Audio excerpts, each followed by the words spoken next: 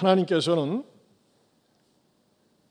왜 사람을 선택하셨느냐?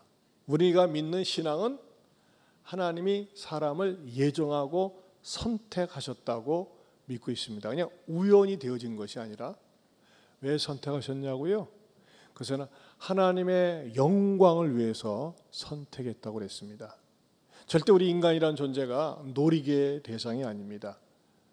그냥 구경하고 버릴 그런 장난감이 아니라는 겁니다. 우리를 인격자로 동반자로 선택하셔서 우리로 하여금 하나님의 영광을 받으시고, 하나님이 한번 선택한 이상 선택받은 사람은 유통기한이 없습니다. 세상 모든 것은 유통기한이 있습니다. 심지어는 인간관계도 유통기한이 있어요.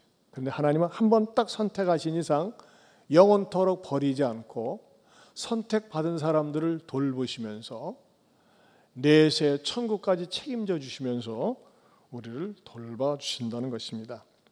이것이 지난 시간에 여러분들에게 말씀드린 내용이었습니다.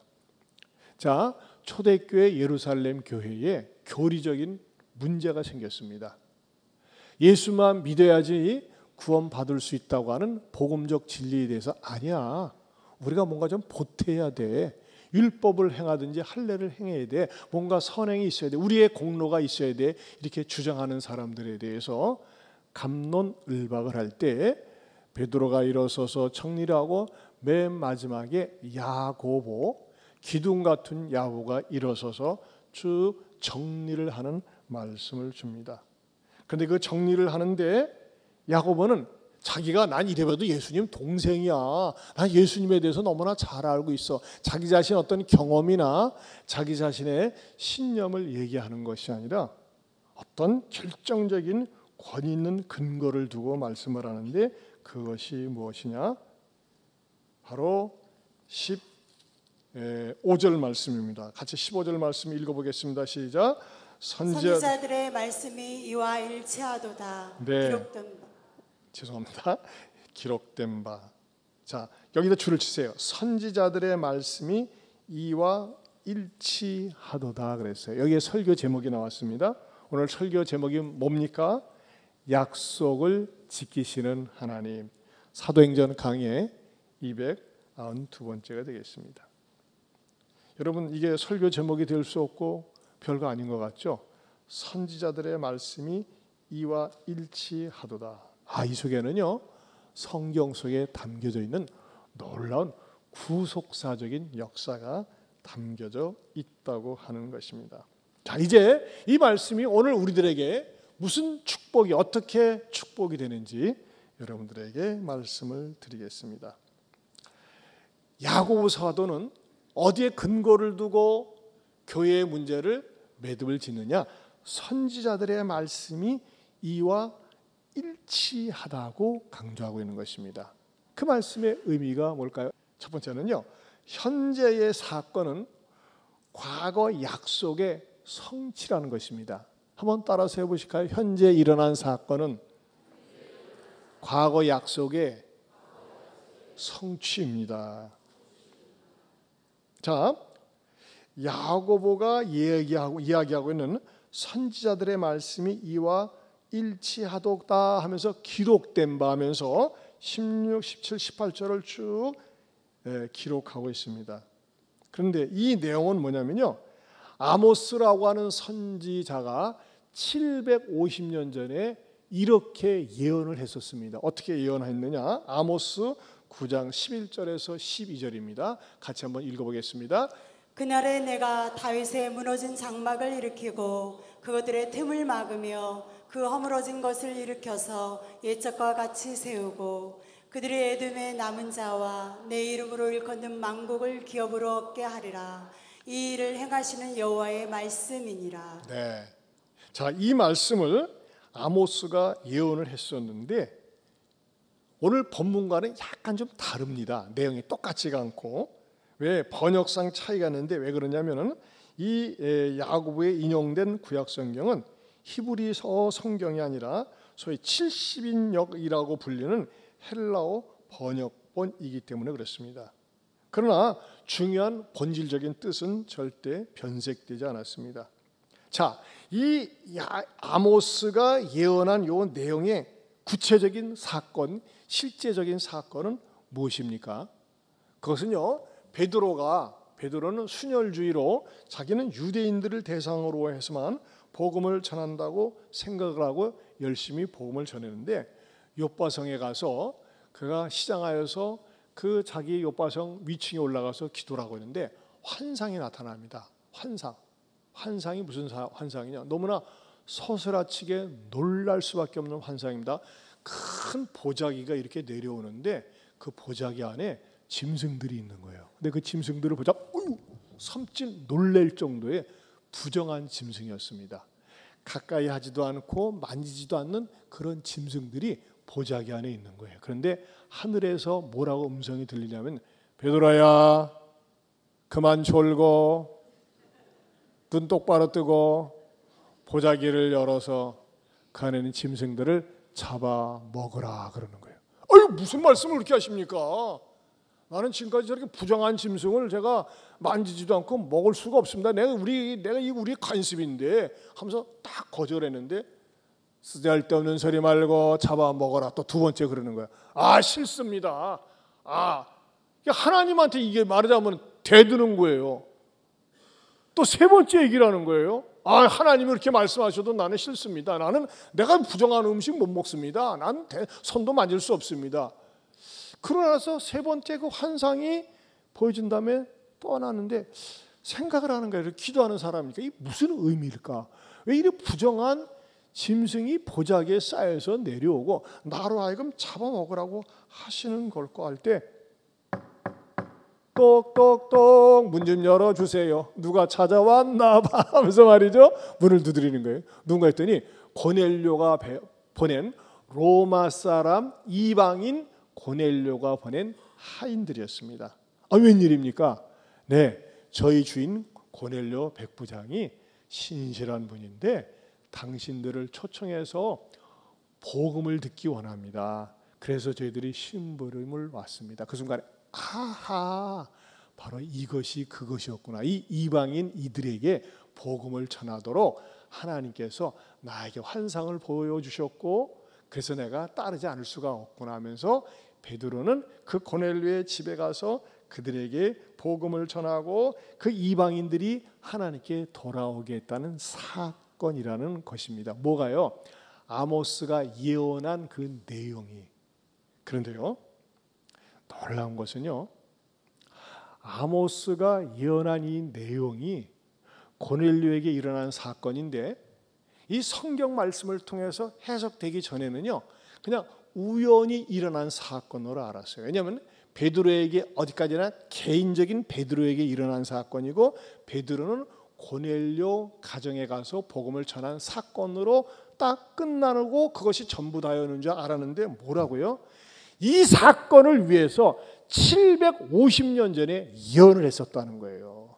750년 전에 하나님께서 약속을 한 예언이 바로 베드로를 통해서 고넬료와 만남을 통해서 이루어진 사건임을 야고보가 이렇게 증명을 하고 있다는 것입니다.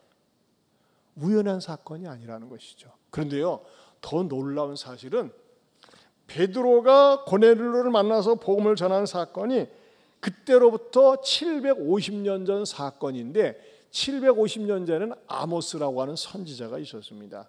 근데 그 아모스 선지자가 750년 전에 예언을 하고 그 약속이 이루어졌는데 제가 곰곰이 한번 계산해 도대체 750년 전이 얼마나 오래된 사건인가 하고 제가 말이죠, 계산기를 가지고 계산을 또 일부러 해봤어요.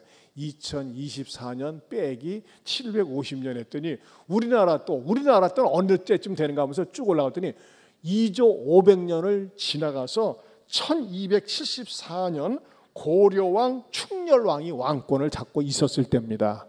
고생했습니다. 제가 고려시대의 충렬왕, 여러분 생각을 해보세요. 고려시대의 충렬왕 누군지 생각이나 납니까? 막 이시조선 이성계가 통치할 때라고 해도 아른아른한데 750년 전에 일어난 사건이 뭐예요? 바로 딱 아다리가 되어서 응답이 되었다는 것입니다. 자, 그렇다면요, 성경의 축복은 뭘까요?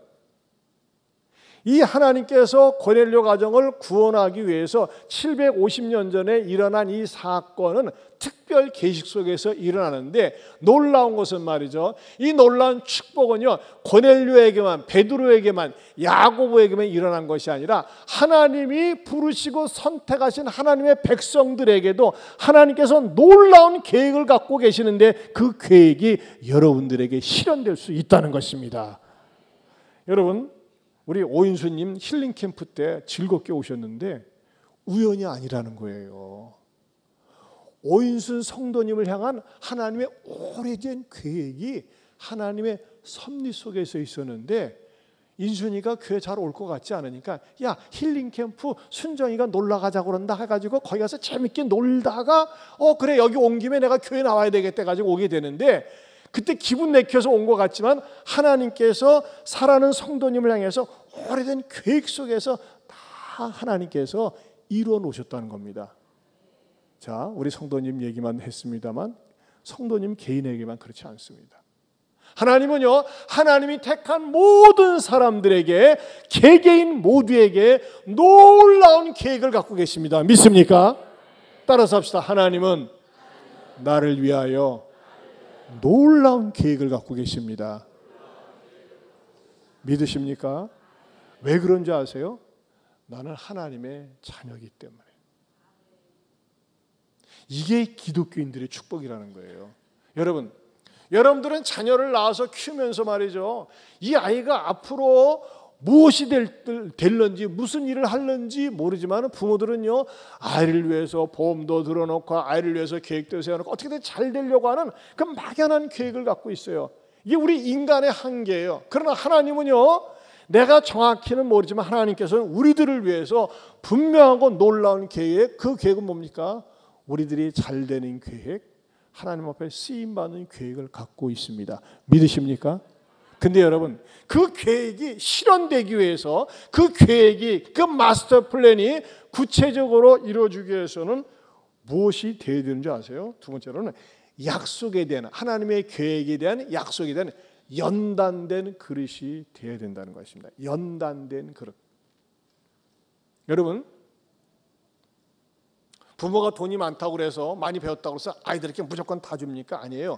이 아이가 이것을 감당할 만한, 그것을 할 만한 능력이 있을 때에 주어져야지 무조건 주어보세요. 그거 되겠어요? 자기 자신을 망치는 거예요.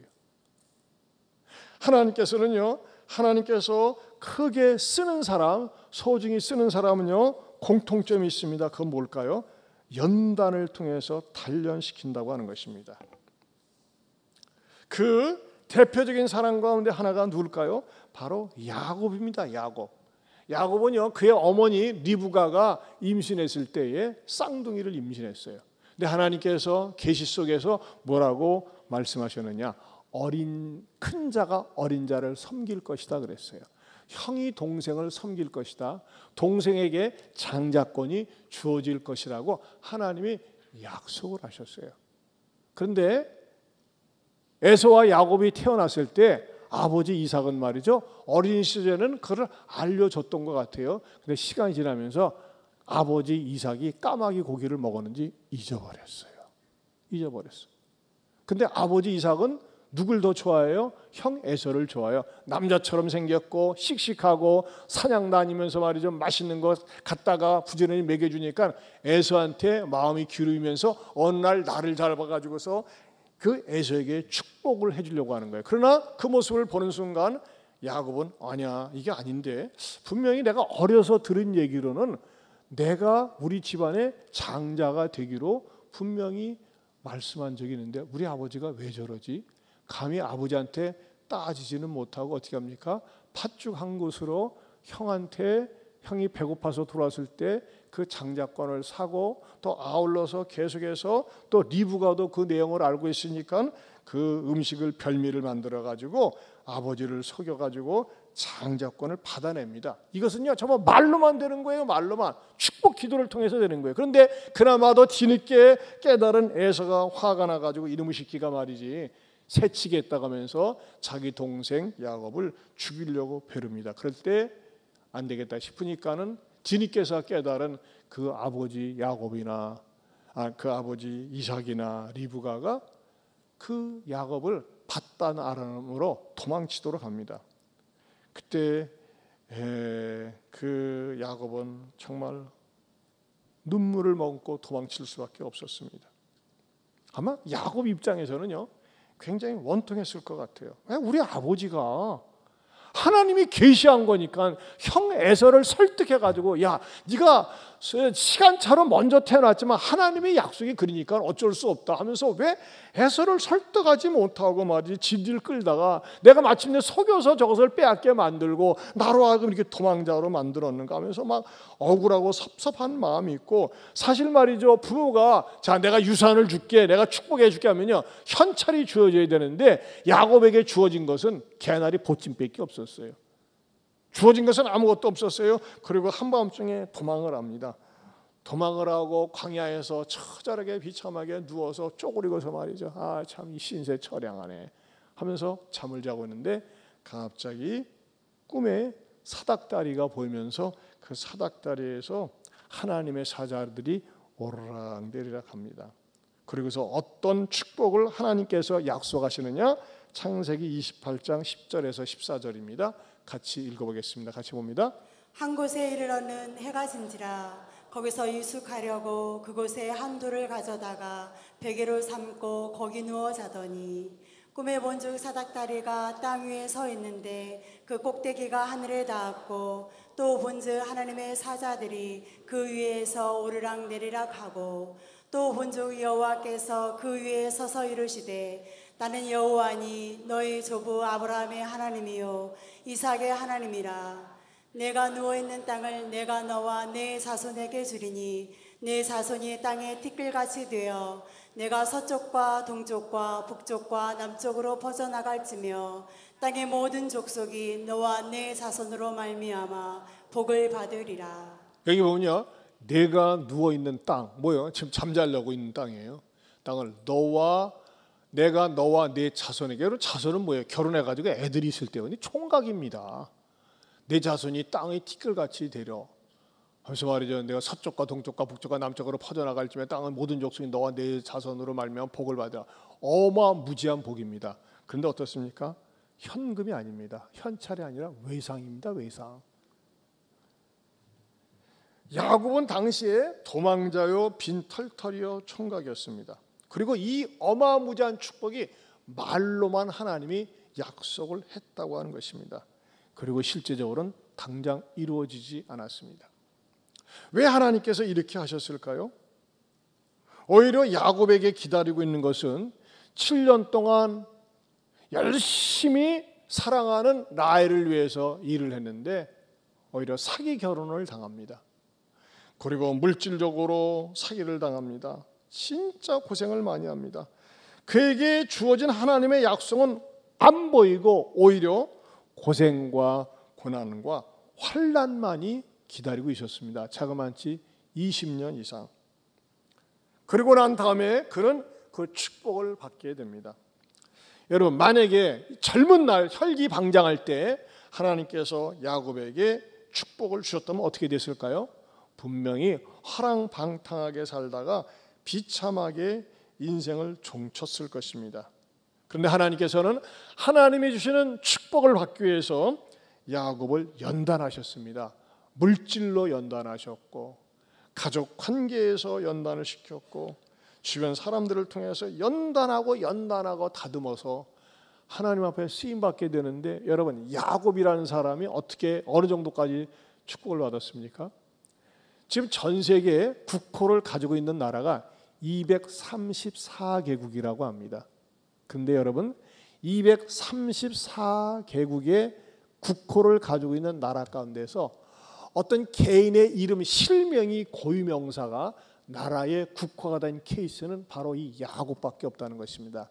야곱은요 그가 나중에 야복강가에서 하나님과 씨름할 때에 그가 씨름에서 승리했다는 그 상징으로 이름을 줍니다. 뭐라고? 이스라엘. 여러분 이스라엘은 원래 개인 이름이었습니다. 개인 이름이 지금 현재 존재하고 있는 이스라엘의 나라가 된 것입니다. 이렇게 야곱은 쓰임을 받기 전에 어떻게 했어요? 철저하게 시련과 연단 속에서 다듬어지게 하셨다고 하는 것입니다. 사도 바울도 마찬가지입니다. 사도 바울도 그가 처음에는 박해자였습니다. 박해자로 출발했다가 다메섹 도상에서 주님을 만나고 꼬꾸라져서 3일 동안 식음을 전폐하고 회개하면서 있을 때 아나니아라고 하는 주의 제자를 통해서 야 지금 바울이 회개하고 3일 동안 불철주야 금식기도 하고 있으니까 네가 가서 안수해서 눈을 뜨게 해줘라. 눈이 보이지 않는다 했더니 이 아나니아가 깜짝 놀라고 뛰면서 이 사람이 얼마나 교회에 해를 끼쳤는지 모르는데 이 사람을 살려둡니까? 그대로 두시지. 그랬을 때 아니야.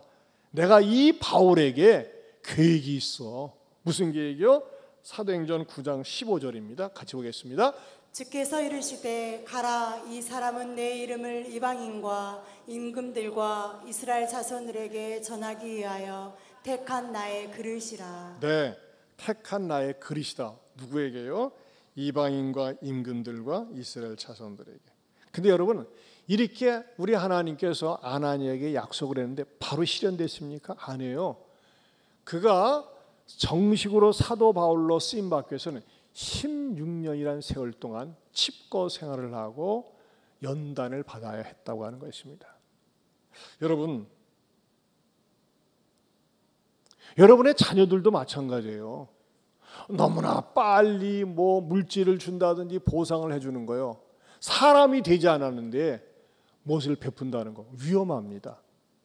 그런 의미에서 여러분 우리가 진정한 하나님 앞에 축복을 받기 위해서는요 연단을 받는 것이 참 소중한 겁니다. 근데 많은 사람들이 연단을 싫어해요. 하지만요 연단을 싫어하는 것은 쓰임받기 싫다는 말과 똑같다고 하는 것입니다. 하나님께서 약속하신 축복을 당신의 자녀들에게 주기 위해서 주는 탁월한 연단 과목이 있습니다. 탁월한 연단 과목. 연단 속에 있는 탁월한 과목. 그게 뭘까요? 그것은요 세 번째로 잠참기 신앙을 가져야 된다는 겁니다. 잠자기가 아닙니다.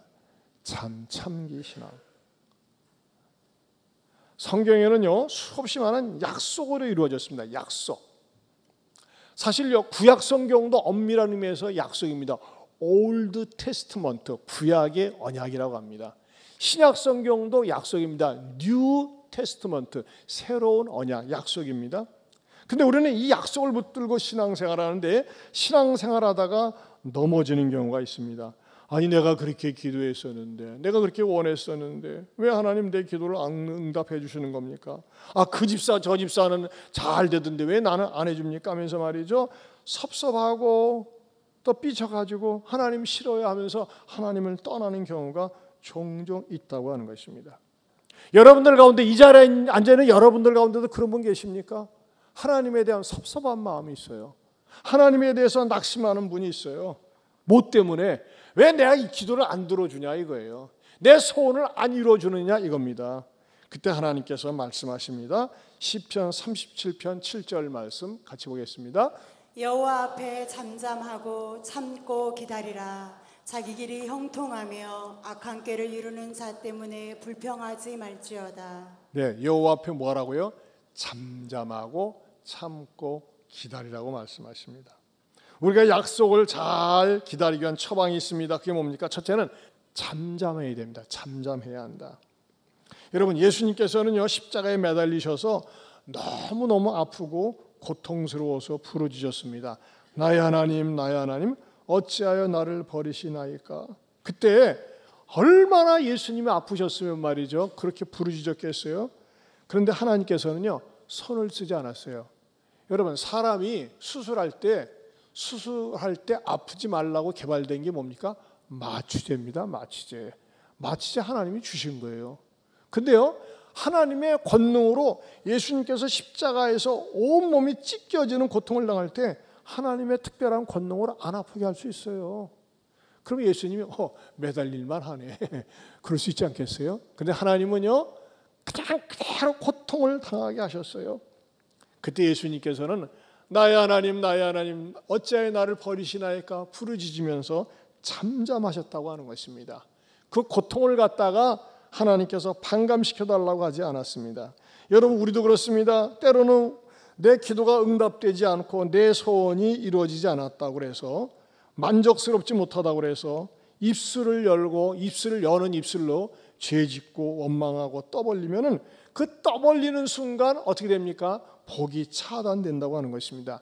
이스라엘 백성들이 그렇게 애굽에서 나와서 홍해를 가로질러서 가나안 땅의 가나안 땅에 진입을 해야 되는데 뭐 하다가 망합니까? 원망하다가 불평하다가 망하지 않습니까?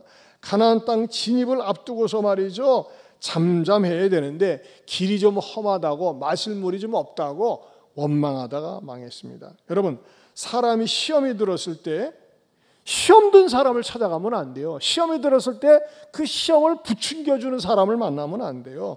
그 시험을 응원해주는 사람을 만나면요, 같이 병들고 같이 버림받을 수밖에 없다는 것입니다. 여러분, 누가 여러분들에 대해서 괜히 공격하고 비난하고 험담합니까? 그럴 땐 잠잠하세요.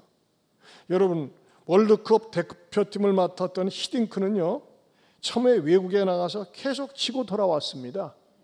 그랬을 때 히딩크에 대한 별명이 뭐였는지 아세요? 5대빵이었어요. 우리 옷이었어요. 5대0, 5대빵. 그러나 그는 아무런 반응을 보이지 않고 침묵했습니다. 묵묵히 선수들의 기본 체력을 키우는 일에 전념했고, 그리고 선수들을 기용하는 것도 선후배나 학연, 지연을 배격하고 철저히 실력 위주로 선발했습니다. 월드컵 최종 선수 선발도 마지막까지 연기하면서 스스로 경쟁하여 가도록 작전을 세웠습니다. 그의 침묵은 오로지 시합의 결과로 보여주겠다고 하는 의지였습니다. 그래서 마침내 4강 진출해서 온 국민들에게 큰 기쁨을 안겨주지 않았습니까? 5대0 소리를 들으면서도 별명이 5대0이었어요.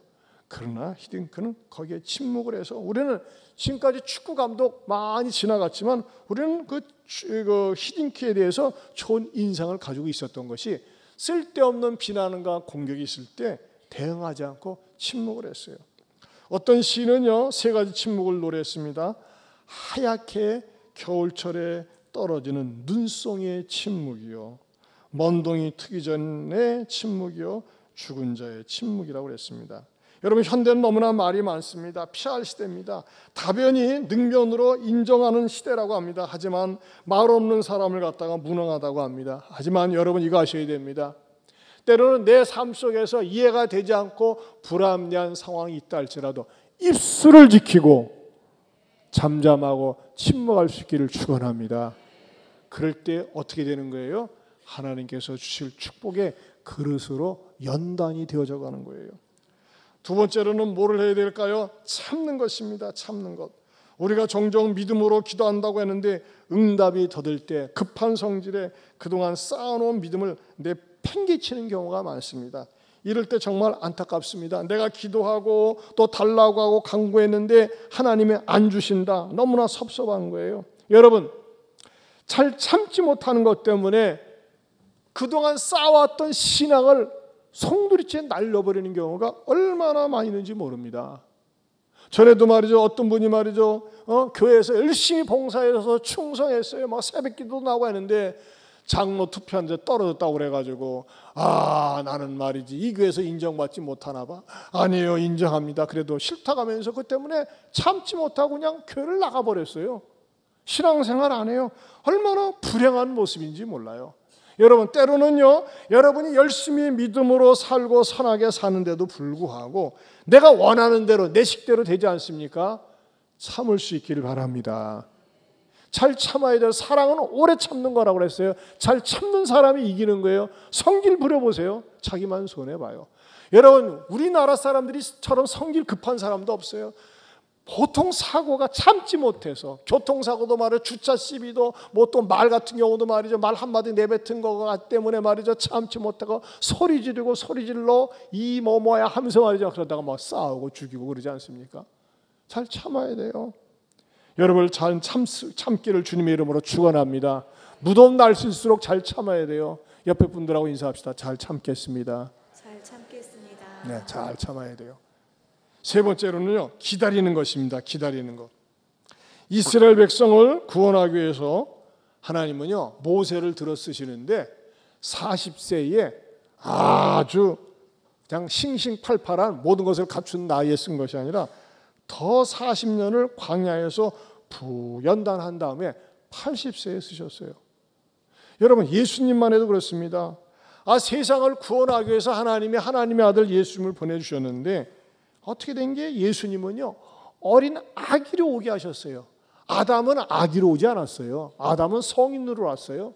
근데 하나님은 예수님이 어린아기 시절에 젖 먹게 하시고 10대 유아 시절, 10대 시절, 청소년 시절, 전문 시절을 다 기다린 다음에 하나님은 예수님으로 하여금 사역하게 하셨다는 것입니다. 여러분, 우리 하나님은요 기다림의 전문가입니다. 근데 마귀는 못 기다려요. 마귀는 성질이 급합니다.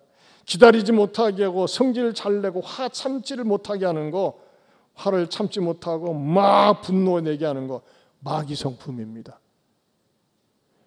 왜 이렇게 화를 잘 내? 왜 이렇게 욕을 잘해? 왜 이렇게 혈일 부려? 뭐 닮아서요? 마귀 닮아서 그래요. 마귀가 그래요, 마귀. 그러나 여러분, 하나님의 성품은 어떻습니까? 기다립니다. 인내합니다. 참습니다.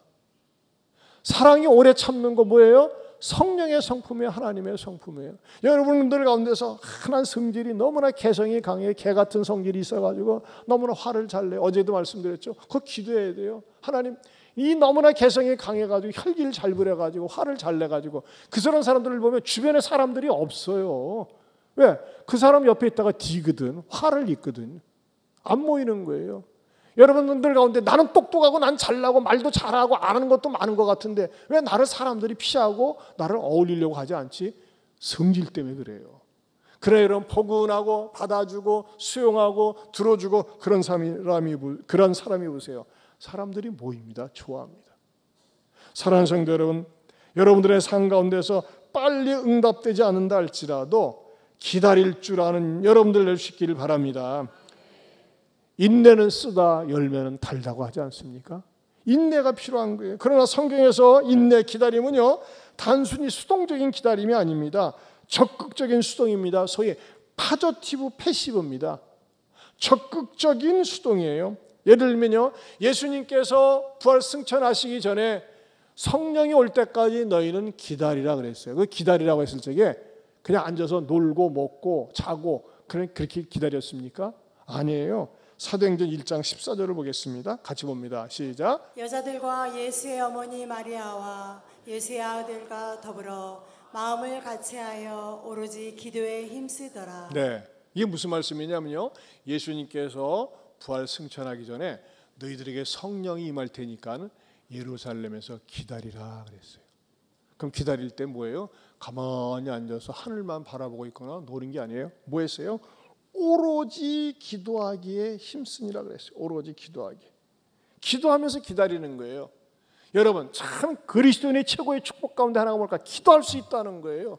내 힘으로 안 돼요. 내 능력으로 안 돼요. 근데 하나님 앞에 기도하면서 매달릴 때에 하나님의 성품을 닮아가면서 하나님이 그 사람을 빚으시고 만드신다는 겁니다. 그래서 시편 40편 1절에도 이렇게 말씀하고 있습니다. 같이 봅니다.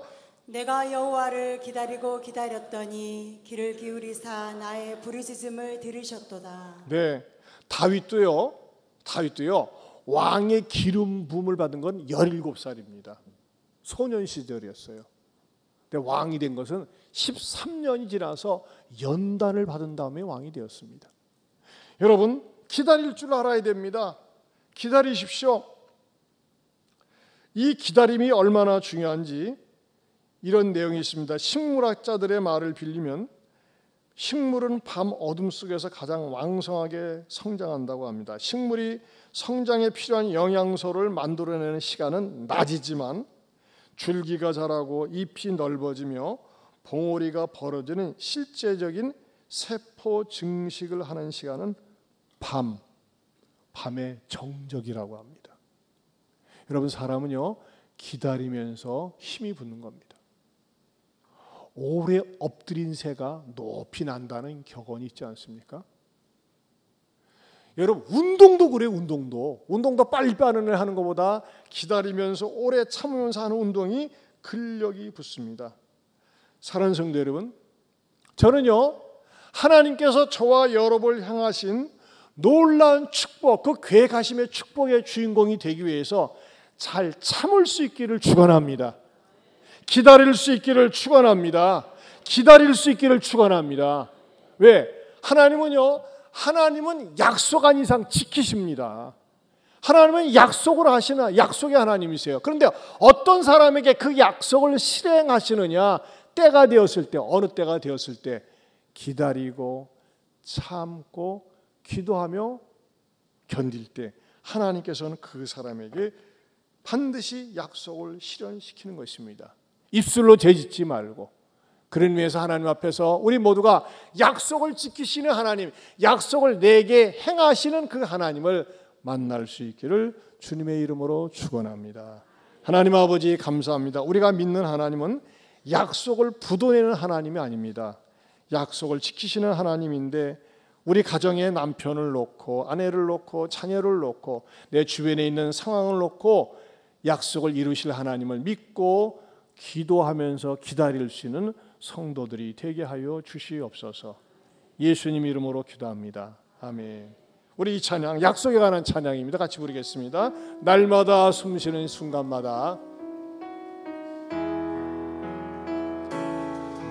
날마다 숨쉬는 순간마다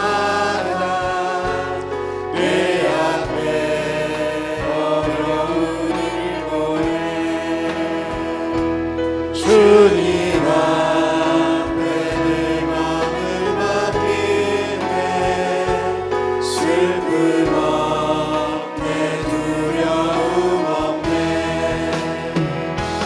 주님의 그 자비로운 손길 항상 좋은 것 주시도다 사랑스레 아픔과 기쁨을 수고와 평안 우리 다 같이 일어서서 부르겠습니다. 일어서서 날마다 주님 내 곁에 계셔 자비로 날 감싸주시네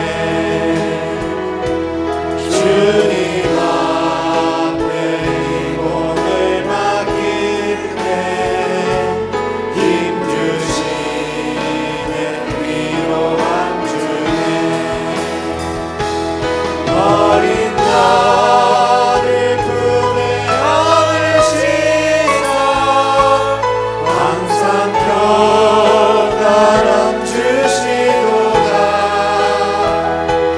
내가 살아 숨쉬는 동안 살피신다 약속하셨네 인생의 어려운 순간마다 주의 약속 생각해보네 내 맘속에 믿음 잃지 않고 말씀 속에 위로를 얻네 주님의 도우심 바라보며 모든 어려움 이기도다 흘러가는 순간순간마다 주님 약속 새겨 3절로 3절 인생의 어려운 순간마다 주의 약속 생각해보네 내 맘속에 믿음 잃지 않고 말씀 속에 위로를 얻네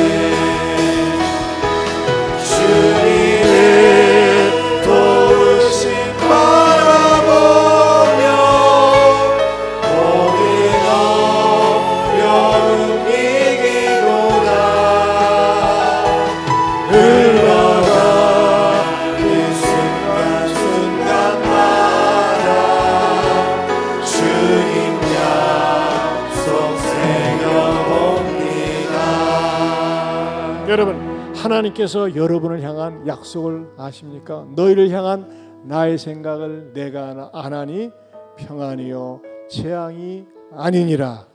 너에게 미래와 희망을 주는 것이니라 약속하십니다. 여러분 이 사실을 믿으세요.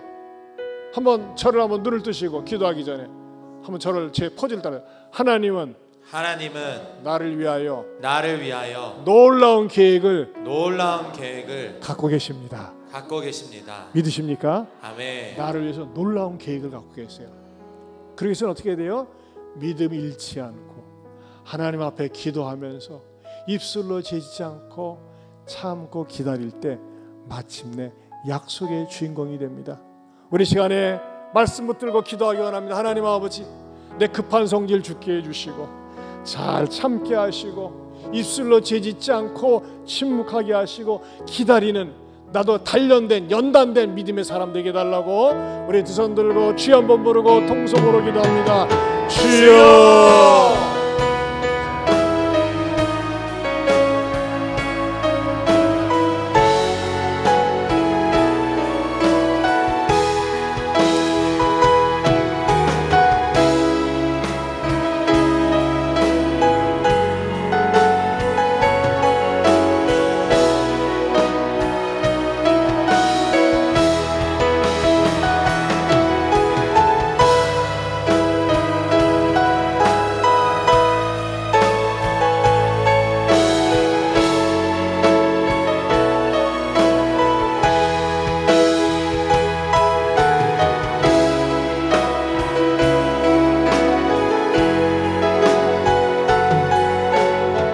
인생의 어려운 순간마다